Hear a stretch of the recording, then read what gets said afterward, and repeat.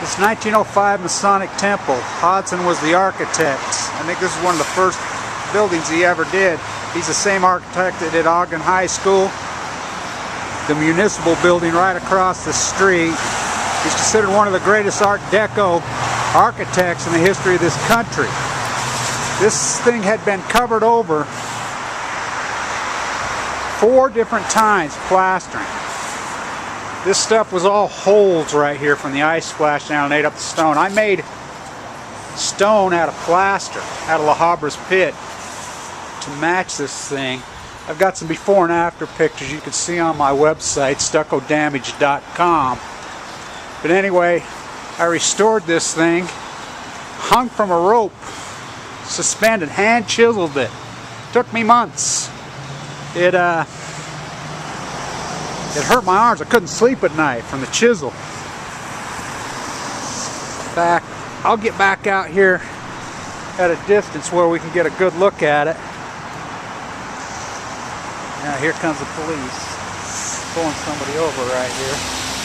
But anyway,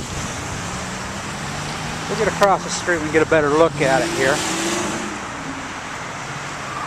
Hopefully we can see it. There we go.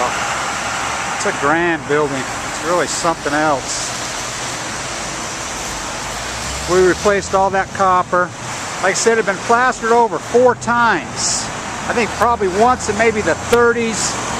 You know, and then subsequent. I know one time it had been done by Holland Tinser, because I recognized their material. I think it had been done in the 70s. And then I watched them redo it. They put synthetic junk over the top and just smeared it with their hand. So-called synthetic plaster.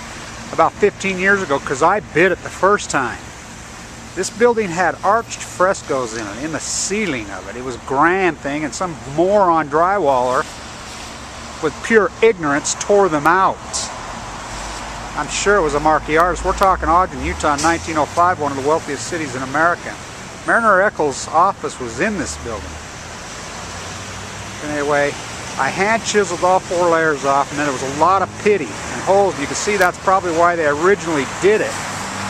Well, I mixed up, I used that La Habra in California's pit, and I matched the stone. I played with it and played with it and played with it until I got my plaster to match the sandstone. Believe it or not, there's pieces of this that had pits in it that are missing sandstone, you know, a foot deep.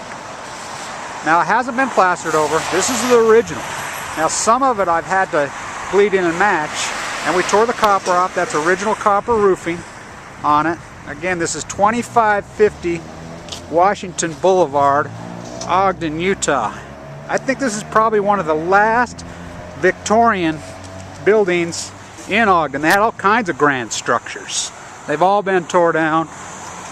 I do a lot of work in this city. I've identified as the 2nd oldest building standing that has any substance to it all. There's one on 25th Street, the Helen, I believe, is older.